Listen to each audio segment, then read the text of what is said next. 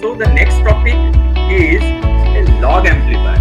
अभी log amplifier नाम इसको आपने सुना ही होगा, पर लॉगरिथमिक फंक्शन आपको मालूम है क्या? एटलीस्ट log ये फंक्शन मालूम है क्या आप लोगों को? log क्या होता है? एक्सपोनेंट। हाँ, उसी का रिलेशन है कि इसको शॉर्ट में log एम्पलीफायर बोलते हैं। अपनी पुरानी डेफिनेशन के हिसाब से जाओ, जब एडर हमने बोले तो हमने क्या बोला? ये output voltage is the addition of input. Subtractor बोला तो output voltage is subtraction which amplifies the subtraction of inputs.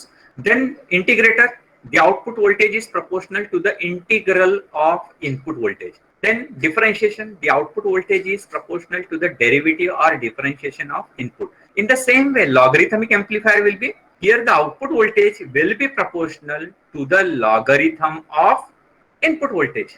So हम लोग इसके दो तीन प्रकार है, अब एक ही लेना या दो लेना मालूम नहीं, लेकिन मैं यूजिंग डायोड ये हम लोग यूज कर सकते हैं एज अ लॉग एम्पलीफायर। कैसे यूज कर सकते हैं दैट विल सी हियर। अभी मुझे इतना बताओ सिर्फ, यहाँ क्या किया है मैंने, एक रजिस्टर लगा दिया, ठीक है, और एक डायोड लिया यहाँ पे और इसको इसके फीडबैक में लगा दिया। अभी तक के हमने फीडबैक में रजिस्टर देखे, उसके बाद कैपेसिटर देखा, अब हम डायोड यूज कर रहे हैं। And as usual we can say a non-inverting terminal is grounded and input is applied to inverting terminal. Let's say this Vin और इसको कोई भी नाम दे देंगे हम। So how should I analyze this circuit? मान के चलो कि मैं इसको कोई करंट के नाम दे देता हूँ, इसको कोई भी नाम दे दो I, और इसमें से जाने वाले करंट को, ये फीडबैक में है इसलिए IF। अब IF नेम थोड़ा गड़बड़ हो सकता है, फिर भी चलेगा, IF चलेगा। अब डायोड में से करंट कितना जाता है ये कोई बता सकता है क्या?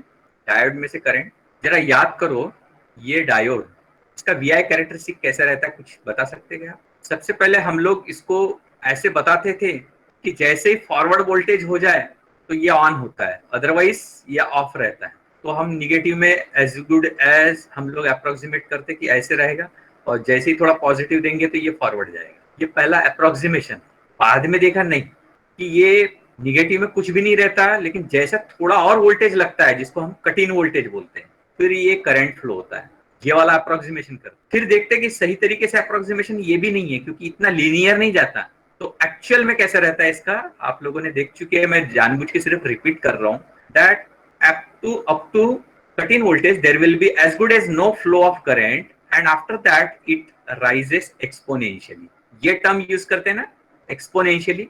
ये लीनियर दिखाया है, एकदम स्विच जैसे काम कर रहा है। ये आफ्टर सर्टेन वोल्टेज कर रहा है, इसको हम वी कटिंग बोल लेते हैं। और यहाँ लीनियर दिखा है, पर लीनियर नहीं होता, एक्सपोनेंशियल होता है। और यहाँ पे एक्चुअल में यहाँ पे अब इस तरीके से आता है, जिसको कि यहाँ पे क्या बोलते हैं, ये करंट को क्या बोलते हैं बताओ तुम? Breakdown voltage. ये ब्रेकडाउन वोल्टेज हो गया जब ब्रेकडाउन होता है। इस करंट को क्या बोलेंगे? जैसे ये वी है और ये आई है, तो यहाँ एक करंट दिखाया मैंने, देखो एरो में एक स्मॉल करंट फ्लो हो रहा है रिवर्स करंट में। कौन सा करंट बोलेंगे इसको? Reverse saturation. बराबर है, रिवर्स सैचुरेशन करंट या लीकेज करंट। बराबर है, सैचुरेशन भी आप यूज कर सकते हैं या लीकेज करंट। लीकेज करंट क्यों बोलते हैं? लीकेज ये वर्ड क्यों यूज करते हैं? इसको लॉजिकली सोचना। लॉजिकली कैसे सोचोगे? अगर आप अभी गर्मी है करके ठंडा पानी लेने के लिए आपने घड़ा लेने के लिए मार्केट में गए, तो आप क्या सोचते हैं? उसमें से पानी निकल जाना चाहिए कि उसमें पानी स्टोर होना चाहिए? पानी डाला अगर मैं वो मटके में, तो पानी रहना चाहिए कि निकल जाना चाहिए? रहना चाहिए, बराबर है। वो पानी पॉट स्टोरेज के लिए है, लेकिन एक बारीक हल्का सा पानी रिसता है उसमें से, तो हम क्या बोलते हैं? There is a leakage of water because it is undesirable, because it is not desired, we say it is a leakage because we believe it should act as a switch. In the forward case there should be high rise of current, in the reverse case there should not be a flow of current. So it is desirable that in the reverse case no current should flow, but still some leakage current flow, some current flows. So we name it as a leakage because it is undesirable, unwanted. अगर आपने नल रखा है, बंद कर दिया और फिर भी उसमें से पानी गिरता है, तो आप क्या बोलते हैं? उसमें थोड़ा सा लीकेज है, थोड़ा सा लीकेज है। पाइप में आपने सब कुछ लगा दिया, वॉल वगैरह लगा दिया, लेकिन थोड़ा सा पानी रिसता है, तो आप क्या बोलते हैं? इसको लीकेज है। इस तरीके से इसको समझने की कोशिश करना। नाउ आज तक के हम लोगों ने ये सब लिखा कि ये ऐसा करंट एक्सपोनेंशियल बढ़ता है। एक्सपोनेंशियल बढ़ता है, इसका मीनिंग, एक्सपोनेंशियल वर्ड का मतलब समझ में आता है कि आपको? एक्सपोनेंशियल का मतलब समझ में आता है क्या, बताओ? ये एक्सपोनेंशियल दोनों तरीके से समझना, एक लिटररी मीनिंग और एक mathematical meaning. Literary meaning, mathematical meaning यानी ई रेस टू पावर समथिंग यानी एक्सपोनेंशियल। ये ई क्वांटिटी आपको मालूम है ना, आपके मैथमेटिक्स में आया हुआ है, ई एक्सपी लिखते हैं या एक्स ई टू पावर, है ना, 2.7 समथिंग वैल्यू होती है। इसका वर्ड का नाम ही एक्सपोनेंशियल है, क्योंकि एक्सपोनेंशियल का मीनिंग, लिटररी मीनिंग मैं आपको समझाने की कोशिश करता हूँ कि for example we use to say the population of India is increasing exponentially, मतलब बहुत ज्यादा बढ़ रहा है। ऐसे मीनिंग हुआ कि नहीं हुआ, कि बताओ बरा, क्या मीनिंग हुआ मेरे ऐसे बोलने से? the population of India is increasing exponentially, getting my point? इसका Yes, मीनिंग ये sir. होता है, इसका मीनिंग ये होता है for a small change in x there is a large change in y। ये देख रहे हैं आप, इस तरीके से क्वांटिटी जब बढ़ता है, इन इसके बीच में there is a small change in x but y में कितना चेंज है, बहुत ज्यादा है। तो पॉपुलेशन का भी ऐसी होता है कि 1970 में जो पॉपुलेशन थी, 80 में जो पॉपुलेशन आ रही है, 90 में जब पॉपुलेशन आ रही है, और ये जब पॉपुलेशन का ग्राफ हम प्लॉट करते हैं तो वो इतना दिखता है कि ईयर के हिसाब से पॉपुलेशन बहुत ज्यादा फास्ट बढ़ रहा है, तो उसको हम क्या बोलते हैं, एक्सपोनेंशियली राइज हो रहा है। उसमें ये एक्सपोनेंशियल यानी पावर आ ही जाता है। आप लोगों ने इसका फॉर्मूला पढ़ा है ना, कंपाउंड इंटरेस्ट, कंपाउंड इंटरेस्ट का फॉर्मूला पढ़ा है ना, क्या रहता है, P into N P plus, into R into N. ऐसा रहता है, इस तरह रहता है, 1 + R/100। तो ये पावर फॉर्मूला है, मतलब एक्सपोनेंशियली राइज होता है, इसलिए कभी भी कंपाउंड इंटरेस्ट बहुत खतरनाक होता है, बहुत ज्यादा बढ़ जाता है।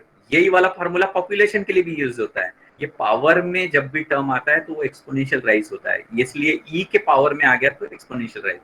अब आपको मैं ये सब क्यों बता रहा था, क्योंकि current flowing through the diode is given by, आपने कभी ये मैथमेटिकल रिलेशन यूज किया है क्या, मुझे जरूर बताना।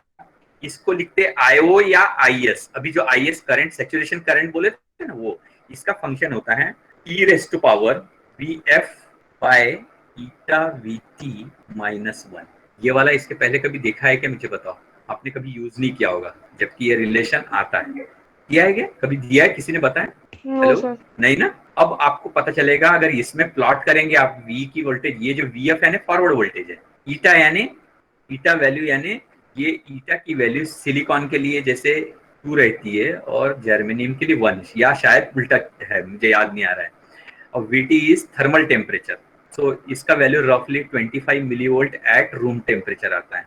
ये सब रखे तो अब आपको दिख रहा है कि ये एक्सपोनेंशियल, ये -1 जो है इट कैन बी निग्लेक्टेड, थोड़ी देर के लिए आप निग्लेक्ट करो तो ये दिख रहा है ना, एक्सपोनेंशियल फंक्शन है, इसको प्लॉट करने चाहे तो। और I S is fix reverse saturation current, यहाँ पे ये रिलेशन याद रखना। एक current flowing through a diode is given by I S और IO, कभी कभी इसको IO से भी मेंशन करते हैं, रिवर्स सैचुरेशन करंट को, या IS से e raise to power VF, where VF is forward voltage upon eta times VT -1। ये रिलेशन अगर याद रखे तो हम लोग ये रिलेशन निकाल सकते हैं। कैसे? तो IF की वैल्यू मालूम चल गई। अगर मैं यहाँ का वोल्टेज V1 नाम दे दिया, यहाँ का V2, so V2 is at virtual ground, क्योंकि V1 नॉन इन्वर्टिंग टर्मिनल 0 पे है, so due to virtual ground बोल सकता हूँ ना, V2 is equal to V1 equal to 0। So suppose अगर KCL अप्लाई किया तो I1 इक्वल टू IF आएगा कि नहीं आएगा, देखो तो जरा, I1 is equal to IF आएगा ना, दोनों करंट सेम हो जाएंगे क्योंकि IB तो 0 ही है। So what is I1? I1 is a current flowing through this resistor R1, इसको नाम मैंने R1 दे देता हूँ। So I1 is a current flowing through the, I1 is जो भी इनपुट लगा है अपॉन R1, और IF क्या है, एक current flowing through the diode. IF की वैल्यू अभी दिखाया था ना, ये वाली। तो आउटपुट वोल्टेज कैसे निकलेगा, what will be the output voltage, यहाँ पे हम लोगों को आउटपुट वोल्टेज निकालना है, कैसे निकालेंगे? ये देखो, यहाँ पे डायोड है, ये आउटपुट वोल्टेज है, यहाँ ये कनेक्टेड है, और ये एक तरीके से 0 वोल्टेज पे।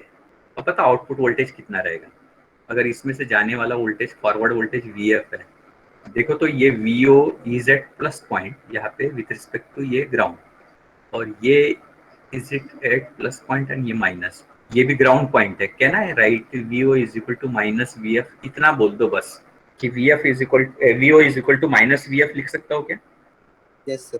अब ये VF की वैल्यू कैसे निकालेंगे इसमें से, अब थोड़ा लॉग वॉग लगाना पड़ेगा। We know IF is equal to IS e raise to power VF by eta VT -1, ठीक है। मैं इसका नेचुरल लॉग निकाल रहा हूँ IF, नेचुरल लॉग जब निकाल रहे हैं तो हमारे पास ये जो इसके पावर का फंक्शन है ये निकल जाएगा। नेचुरल लॉग ऑफ 1 इज 0, ठीक है। तो V F by eta V T बाहर आ जाएगा, जो पावर का रहता है वो सामने आ जाता है। Natural log of I F is equal to V F by eta V T, ये प्रोडक्ट में इसलिए प्लस, ये प्रोडक्ट में है ना, तो ये L N I S plus इसका निकालेंगे ये वी एफ, और ये एल एन ई यानी 1 हो जाएगा। ये समझ में आया कि आपको कि नहीं? फिर से बताता हूँ। Natural log of I F is equal to natural log of A plus natural log of, ये तो ठीक है, दो प्रोडक्ट है तो natural log of I S और natural log of power V F by eta V T minus 1। तो L N I S power में जो रहेगा वो बाहर आ जाएगा, V F by eta V T, natural log of e is 1 और ये 0, ठीक है। इसमें से मैं वी एफ की वैल्यू निकाल सकता हूँ। कैसे? ये वाली टर्म रख दूंगा, ये बाहर भेज दूंगा, तो V F is equal to ultimately ये ईटा वी टी प्रोडक्ट हो जाएगा, और यहाँ पे natural log of I F minus natural log of I S, ये ठीक है क्या? Yes. और I one is equal to I F तो है ही, तो इसको मैं लिख सकता हूँ eta V T natural log of I one minus natural log of I S, और आई वन की वैल्यू क्या है? Eta V T natural log of V in by R one minus L N I S. ये V F की value है, इसीलिए यही same हमको वी ओ की भी वैल्यू मिल जाती है। V O is equal to minus V F, that implies V O equals to minus eta V T natural log of V in by R one minus natural log of I S. ये एक हमको output voltage मिला है, जिसको हम बोलेंगे कि, अब इसमें देख रहे हैं आप, output voltage is proportional to, output voltage is proportional to logarithmic of V in. ये दिख रहा है क्या आपको? देखो ये R1 is fixed, LNIS to somewhat it is constant, somewhat eta vt is somewhat constant, although it is not totally constant, क्योंकि ये टेम्परेचर पे डिपेंड करता है VT, IS भी टेम्परेचर पे डिपेंड करता है, रिवर्स सैचुरेशन करंट टेम्परेचर पे डिपेंड करता है। तो जस्ट इसके आगे का ना टाइम हो गया है, थोड़ा मैं कल पढ़ाता हूँ आपको, थोड़ा और कॉम्पेंसेटेड। ये जो है ना, ये टर्म जो आ रहा है ना, it is a problem, LNIS, it should not occur, तो इसको कैसे निकाला जाए। और ये VT भी जो है, it is also a function of temperature, तो इससे कैसे गेट रीड ऑफ किया जाए, that we need to see in the improved version of log amplifier. So I hope it is easy to understand how we have seen that when the diode is placed in the feedback path of inverting amplifier, it acts as a log amplifier. And when we have यही relation याद रखना, IF is equal to IO e to power EF upon eta VT minus 1. I1 equal to IF value रख दिए, IF की value लिए, उसमें से VF का वैल्यू निकाला, और VO is equal to minus VF, ये वाला हमने रिलेशन लेके यहाँ पे लास्ट में यहाँ तक पहुंच गए। And we tried to show that the output voltage is proportional to logarithmic of the voltage. Okay, so it is acting as log amplifier. I hope it is understood. Hello.